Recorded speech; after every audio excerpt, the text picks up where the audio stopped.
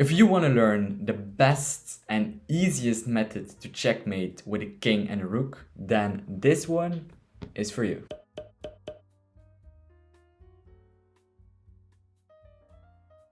First of all, you should understand that you can't really checkmate the black king in the middle of the board, because he has so many squares to go to. Let's have a look how to checkmate a king on the rim of the board. In this position, if white is to move, this is easy, rook to h8. The king is in check and he has nowhere else to go. This is checkmate. But in this position, black is to move and he plays the move king to d8. The white king now only controls 2 squares. So if now we want to take all of these squares with our rook, you can see that the black king has an escape square. How do we solve this problem? We could go king to d6, controlling all of these squares and threatening to control all of these as well. But this isn't really helping, since the king can just go to c8. There is a simple solution. We arrived at step 1.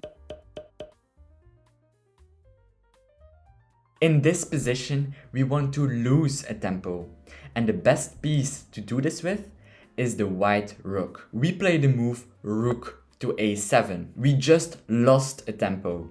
So now, if the king goes back to c8, we can checkmate with the move rook to a8. Instead, the black king should try and escape to the other side of the board. After king to e8, we just follow his king with our king. If now he goes back, we have the same mate as before. And if he decides to run away, let's have a look. After king to f8, we just follow with our king. Let's say king to g8, king to f6, king to h8, and now we play the move king to g6. As you can see, the black king has only one move left, after which we checkmate with the white rook. If we want the black king on the rim, we need to cut the black king off from all of these ranks. In this position, we lose a tempo with white with the move rook to g4. If the king tries to escape, let's say with the move king to b6, we play the move king to c4, and after king to a6 and king to b4, this is similar to the position we have just seen. If the black king goes backwards, let's say king to b7, we cut off the king from the 6th rank. If he goes to b6 instead, we play the move rook to g6 anyway, and now the black king has to go to one of these squares. The only problem with this method is that it can dure pretty long, only to get the black king to the rim of the board. So let's look at a faster way to do this.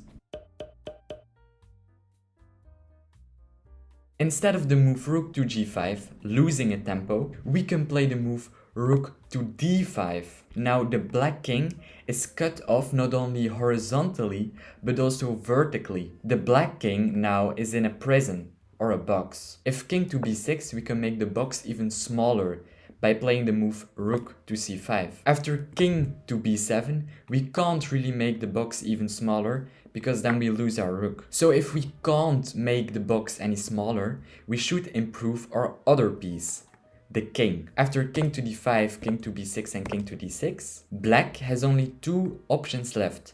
So let's have a look at both of them. After the move king to a6, we can play the very precise move king to c7. As you can see, we control all of these squares and the black king has only one left. After king to a7, we checkmate with the rook. Instead, after king to b7, we can make the box even smaller with the move rook to c6. Even though the black king has only 4 squares to go to, the technique is still very important. So let's have a look at all 3 of black's options.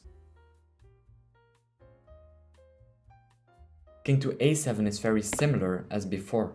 We play the move king to c7, and after king to a8, we can checkmate with the move rook to a6. After king to b8, we can make the box even smaller and play the move rook to c7. Our plan is to come over here and checkmate the black king. After king to a8, king to c6, king to b8, king to b6, and king to a8.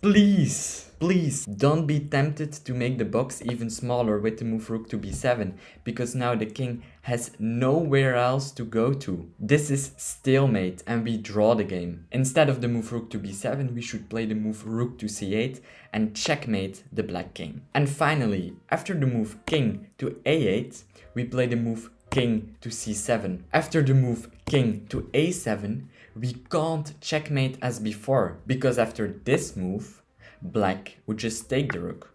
Instead, we should lose a tempo. With any move really, but we should lose a tempo. Let's say rook to h6.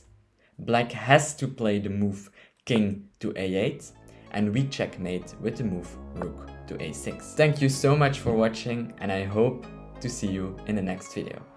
Bye.